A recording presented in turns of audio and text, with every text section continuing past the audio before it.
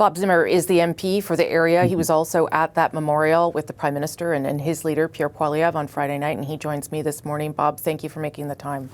Thanks for having me, Rosie. What was that like, the memorial, to have, I would imagine, most of the town there, as well as your leader and the Prime Minister? Yeah, it was, it's been a tragic week, and to me, it was a beautiful moment, I think, where we all just united behind the very strong community of Tumbler Ridge and the people and the victims' families, and just to show them that, look, you have the entire nation behind you right now. And I think the leaders were very symbolic of that, that sort of that cross-country just sorrow and mourning. And I think it was a beautiful moment. Yeah, I mean, it's not too often you see the Prime Minister and Pierre Poilievre holding hands in prayer, and we saw that on Friday night. I saw you speak to the Prime Minister a couple of times. I wonder what you said to him as sort of the spokesperson, the representative of the community, in terms of what is needed. Well, it was really just about mourning, and you get to know leaders. I know them in a personal way, and they're just people. They have kids themselves, and their hearts break, as any parent would for their children. So it was really just about that. We had some meetings with the families, just privately, with Pierre and Mark Carney, the Prime Minister, and they were just listening to who these kids were, who the mother was who was killed. We talked to both of their children, and you just get to know who they are. So it was really around that kind of just getting to know who these people were, and the love that their families still have for them, and just help them grieve, and but help them also remember in a real positive way. And what do they need? I spoke to the Public Safety Minister on Friday. You're going to see that interview after you, who said there are going to be some people on the ground on Tuesday to help, for instance, with like income supports for families. What are you hearing about the practical things that people might need? Yeah, and that's sort of what we've been doing a lot of. So we just, there's financial needs. So, simple things. So, you have a crisis in your family, but how do you make your mortgage payment if you have to stay home from work? And how do you make your car payments and things? And dealing with funeral homes. We've been helping a family deal with getting in touch with funeral homes and transport of their children back to their communities and things like that. So there's a practical side, but then there's also, when you're sitting there on the couch in their home talking about this stuff, you just cry with them and you talk with them. And the one young man's family, his dad brought out this toy that he had made his dad, this little truck, because his dad has a truck. And they didn't have a trailer yet for the truck. So his son made this, it's young Abel, and he had made this trailer, this little wood toy, and for his dad. So he has this toy in front, and what was just a woodwork project has become a very precious thing indeed to his family. How concerned are you, or where is your thinking right now about mental health? Because we know that the shooter had been taken away under the Mental Health Act and tried to get help, and obviously that didn't work. Where is your thinking in terms of supports for mental health in rural Canada, in a place like Tumbler Ridge? Yeah, we've heard a lot of concerns about that. Even just health, physical health as well, and mental health is very much a part of that physical health. We've heard there are lacks, across rural Canada. And that lack needs to be addressed. And so, no, we've heard many people talking about it now. I guess it's just from now, how does that happen? I will say, from the Premier to the Prime Minister to our leader, Pierre Poilievre, we're committed to finding solutions to make it happen. And in terms of the firearms, Bob Zimmer, again, lots of questions around how this person got access to them, given that their license seems to have expired. What questions do you have around the safe keeping of weapons in a home? Yeah, I've really tried to stay away from answering those kind of questions yet. I think. But they're good questions, and I will answer. I will say there's a lot of people rightfully asking, like, why did they get these firearms back after the mental health challenges? They were removed. Why were they given back, considering what we've seen play out here? So I think that's what an investigation will let us know a little bit more information about, whether there's an inquiry or not. I heard your reporters say it can be more traumatic on the community. Yeah. But I think a lot of those questions that, we never want to see this happen again. I will say if Tumbler Ridge residents and family members would say anything, we wish this would wouldn't happen on any community ever again. So I think we'll see where that goes. And again, it's early, but we'll be watching it closely, especially from my end as a local representative. We want answers, and we want to make sure that we have solutions afterwards. I noticed on Friday, too, that the Premier said that the students don't have to go back to the school if they don't want to. Have you had any conversations yet about whether they plan to do that, or whether there's another location that those residents, those kids could go to? Well, I talked to was communicating with the teacher last night, and the question is, well, where do you go then, right? Yeah. Because it's not really, there's other places you probably can go to have school, but it becomes a lot more difficult. So, but the Premier did commit to, he didn't want to see those kids, if they didn't want to go through the doors of the school again, to not have to. So again, we'll see where that goes. I just know even from the Prime Minister, Premier, us, we're going to do whatever we can to make the community to make them as comfortable as possible in the steps forward in the next weeks and years. Bob Zimmer, you're also a dad. I think you've got 4 kids, if I'm not mistaken. Yeah, we do. How are you holding up? How are you doing? Good. It's I just catch myself saying it again. Good. I guess I can say this, Rosie, and I don't want to get too. Jesus has been the light to me in this time. It's tough. I by no means am as grieving and as close to the issue as the parents of the families and the kids of the siblings and all the rest of it. But he's really been a light to me, just in the dark times. And like we said, even for Tumbler Ridge, there's a cloud over Tumbler right now. But I will say the members of Tumbler Ridge want the sun to shine again. There's a time to mourn, but they don't want to be remembered for this tragedy and this situation. It was a beautiful town before. It was beautiful people. They want to get back to that again. That's why they're there in the first place. It's just a beautiful community. So I think being here for them, for that, just to get back to that sun shining again in Tumbler Ridge it's going to take some steps and some time, but we're going to be here. Well, Bob Zimmer, I'm sure they appreciate all you're doing to help represent them in this difficult time. I just wanted to show this, Rosie. This is Canada, Tumbler Ridge Strong.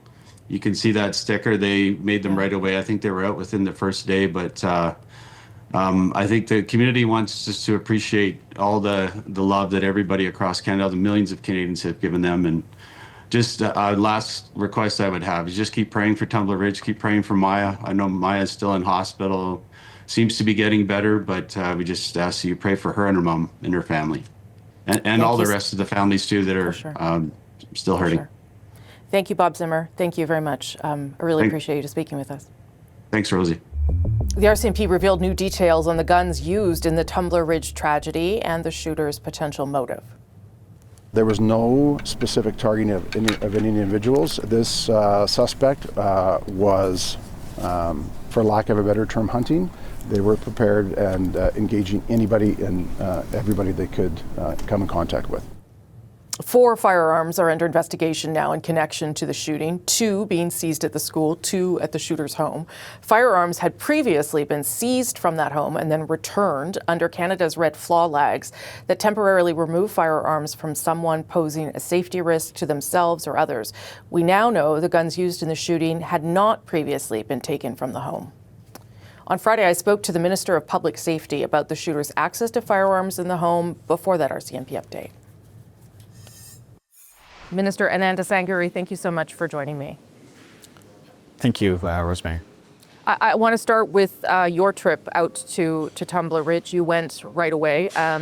What was that like for you? What did you hear in the community? Well, I, along with Minister Robertson and Premier E.B. and Kreiger, went out together as a federal and provincial government into the community. Certainly, unfathomable experience. The community is devastated. it's a very small knit community of about 2,500 people. Everyone knows each other. Everyone knew someone at the school. Everyone knew someone who died. The community is torn apart. But in this depth of despair, there's also some silver linings of incredible heroism by teachers, by even other students, by the RCMP who were there within 2 minutes, who likely saved many lives along with first responders. So it is a moment where I think it's brought the community together. It's also brought the country together. It's brought so many different perspectives together as one voice to say we first and foremost extend our fullest love and support for the people of Tumbler Ridge, and we embrace them and we will support them every step of the way. And I'll ask you about what that support might look like, but I do want to ask you a couple of questions about what we know about what happened. As you know, in 2023, there were new federal laws that came into effect that would allow firearms to be removed from homes where they believe that an individual poses a safety risk to themselves or others. In this instance, with the shooter, the firearms were later returned to the home because the owner of the guns petitioned for them to be returned. First of all, do you know if those guns were owned by the shooter or by the shooter's mother? Do you know that? There are a lot of questions that will need to be answered. As you're aware, the investigation is ongoing. So I think once the investigation is complete, and RCMP is committed to providing more information on this issue itself, but broadly on the investigation overall. And I'm going to keep asking questions, and we'll see whether you can fill in any of the blanks, Minister. The red flag, this is called a red flag law, just so people understand. Do you know why that petition was accepted and why guns were allowed back into that home? I'm not aware of the circumstances. There's some speculation. There's some information provided by Deputy Commissioner McDonald a couple of days ago. But I think for now, the plethora of questions that are being posed, whether it's to me or to the RCMP or to others in the community, I think we'll have to wait until the investigation is complete, but more importantly, until the grieving process is complete. Like, this is very raw. As people were preparing for Family Day on Monday, some families are having to figure out funeral arrangements for their kids. There's 2 kids right now who are clinging to their life, Maya and Paige and their family. So I think there's a range of questions that people will rightfully have, and there will be answers forthcoming. I will be there to provide those answers, as well as the RCMP, but also to look at what the short and mid-term and long-term work that we need to do. But for the purpose of now, it is about grieving, and it's about supporting the community in probably one of the worst times in their history. Yes, and please understand that these questions are not meant to take away from that or diminish that, but the questions are present already, and there will be, I think, a need by the community to have answers to some of the things I'm asking. So I'm simply trying to see whether you know things that I don't know specifically. So I'm just going to go back to the issue of the red flag legislation, because I know back in the fall you funded a number of organizations across the country to sort of raise awareness about this legislation. Do you think that this legislation, red flag legislation, is working broadly? Do you have any way of determining whether it has made a difference? I think the questions around whether our laws are effective and what we need to do to strengthen them again will be answered. And I go back to what the immediate concerns are, which is the community that needs support and love to heal and to start that healing process. The range of questions that are in the public domain, whether it's through social media or through other snippets of information people have, it's premature for us to make any types of conclusions without having the RCMP fully offer their perspective on the investigation, and we our commitment as a federal government, my personal commitment is to be there to answer those questions and to respond accordingly. But as the Prime Minister is going out with other party leaders to support the community in mourning, all Canadians, I think, are united in our grief and united in our resolve to ensure that this never happens again. Right, and again, the questions I'm asking are in that line, and I understand you maybe don't have the answers yet because the RCMP is investigating. I'm going to ask one more, though, because you are also moving forward on a gun buyback program across the country that is having, I would say, it's not clear whether it's going to be ultimately successful given some provinces don't want to participate. Do you know if the weapons used would have fallen under the gun buyback program? At this point, there is no clarity on that, and again, I will wait for the RCMP to give us additional information. What is the federal government doing then to support the community, other than, of course, your presence and the Prime Minister's presence? What practically can you do here? We have already spent the last couple of days in Tumbler Ridge. We met with the mayor along with Mr. Robertson, as well as Premier Eby and Minister Kreiger, along with local elected politicians, including Bob Zimmer, who's the MP for the area. Our commitment clearly to them from a federal perspective was to support the community in every which way they need support. We will have regularized coordination calls for the province. As is, when we met with Northern Health, they required additional resources for mental health support. The province is advancing that.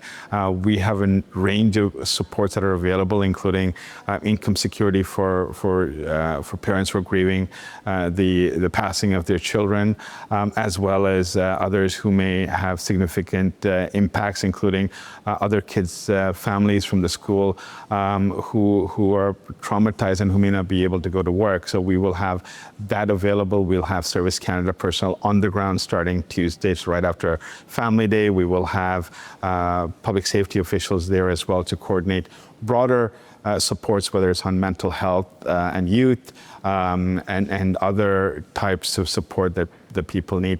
The bottom line here is that we will be there with the community every step of the way. We will support the province of British Columbia, and we will work in tandem with them to offer assistance of any kind that the federal government may be able to do.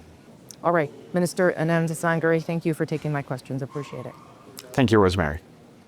At a vigil for the victims of the Tumbler Ridge shooting, political leaders put politics aside to grieve with a community still suffering from the violence of this past week and offered the support of all of Canada. But I, the leader of the opposition, the leader of all the federal parties, wanted you to hear, not from Ottawa, not through a screen, but standing here together in your home. We wanted you to hear the Canadians are with you, and we will always be with you.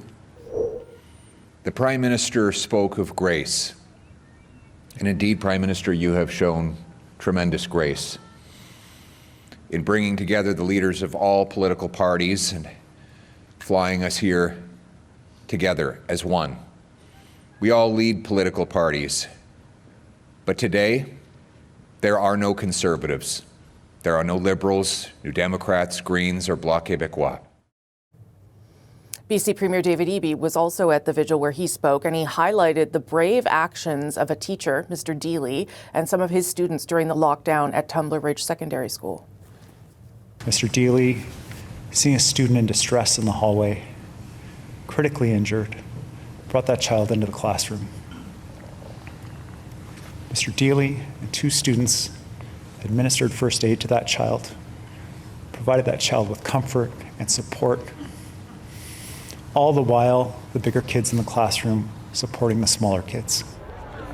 The shooting, in which 8 people were killed, including 6 children, has rocked the tight-knit BC community and as I'm sure you know, the country as a whole. As Tumbler Ridge mourns, many questions around the shooting remain unanswered. On Friday, police released more information about the number and type of guns involved, saying they are now investigating the use of 4 firearms, 2 retrieved from the school and 2 from the home of the 18-year-old shooter. I spoke to BC's Public Safety Minister on Friday. Minister Krieger, thank you for making the time for us. Thank you so much for having me on. And obviously my condolences to your province and to the community of Tumbler Ridge, where I know you were there early last week to be with the community. What was your sense when you visited about how people are doing? It is a very special place, Tumbler Ridge. It was my first opportunity to be there. And, we're hearing the town referred to as small, as close-knit. And that almost doesn't do it justice. It is a community where absolutely everybody knows each other, where there's 1 degree of separation between everyone. And the impact of this tragedy is profound. People are, of course, in shock. This is the immediate aftermath. And it was so important, I think, for the Premier and I to be there with the Mayor, with residents, with first responders, with educators, to ensure that they know that we are with them, not only in this moment, but that we'll be with them in the long term as well. And obviously, the investigation is ongoing, and that's sort of I think where people's minds are turning to. How did this happen? How can we prevent it from happening again? So I'm going to ask you a couple of questions, and we'll see whether you have any sense of things at this stage. Obviously, a lot of questions about the firearms. The shooter did have a license that expired in 2024. Have you been told anything about how the shooter got those weapons? So I have the details from the police investigation, which is now in its infancy, and certainly the questions about the owners of the guns, whether the guns were in the home, how the shooter had access to the guns, are top of mind for everybody, and of course, first and foremost, police investigators. And so we'll support them in doing their important work, and I'm sure more questions will flow for that we're committed to acting to responding to as leaders. We know also because of the police, the RCMP, that the shooter did have a history of mental health problems, including a moment where she was apprehended under the Mental Health Act and taken to the hospital for assessment. At this stage, do you think that the Mental Health Act is sufficient in the province, or how are you viewing that given these events? Yeah, we'll be looking to the investigation and what it reveals about the person's interactions with the mental health system to make determinations around resources. We know that mental health supports are spread thin across the country, and certainly in rural and remote communities. And in the immediate aftermath of the events, really our priority is ensuring that the mental health supports are there in place for families, for community members, for educators, and to get the help that they need during this challenging time. And I want to ask you some more about what the province is doing, but I'm going to ask one more question around the guns, if you don't mind, because there is a sort of red flag law in place in this country which tries to protect people who have mental health issues from getting access to weapons. In this instance, the police have also confirmed there were weapons that left the house and the owner petitioned for them to come back in, and so they were back in the home. We don't know if they're connected to what happened in Tumbler Ridge, but I wonder whether you think red flag laws are sufficient for this country. Yeah. We'll be looking not only at the events that transpired on that day and that led up to the horrific shooting, but also, of course, the shooter's previous interactions with police, and we'll certainly be open to addressing any gaps that exist to ensure that do everything we can to ensure that such a tragedy does not happen again. The RCMP did respond very quickly, we're told, within minutes, although the school was locked down and it took some time for them to go through the school and make sure that people were safely evacuated and everyone was okay and that things were being responded to properly. What do you make of that response? The fact that the RCMP, of which there is not a huge contingent, was so present so quickly? You know, that this is a small community with a small detachment that was there within 2 minutes. And we're fortunate that the majority of the officers were on duty and they ran towards gunfire. And certainly their training, their professionalism, their courage saved lives that day. And we are so grateful to the RCMP and to the fire chiefs and the first responders and everybody that acted so quickly to respond to this scene. What about what has to happen now, whether it be support for survivors, support for the families who lost children? What kinds of things are you providing as a province, or what kinds of things do you need? Yeah. So support for families, support for those that are grieving in the broader community are certainly our first priority. And we've mobilized crisis response teams, counselors, specialized victim support services, not only in the community center, the health center, but also in the schools, of course, and for the broader community. And we've heard from local leadership of the importance of maintaining that support network in place for as long as it is needed, and we'll certainly work to do just that. As the Minister of Public Safety, when you heard this news, what went through your mind? I think in that moment, I was Minister of Public Safety, ensured with the immediate safety and the resourcing of police responding. Yeah. I was also a mother in that moment.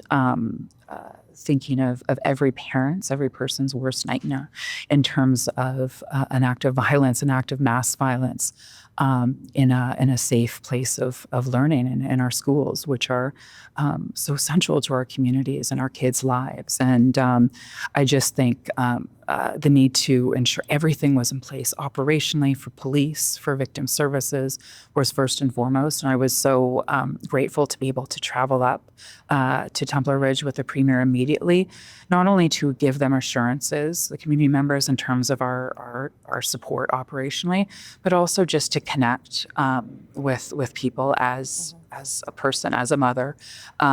This is a community going through unimaginable grief, one of the largest mass shootings in our country's history. And I know that they're heartened by the outpouring of support from all levels of leadership, really across this country and far beyond. Nina Krieger, BC's Minister of Public Safety, thank you for your time. Thank you so much, Rosemary.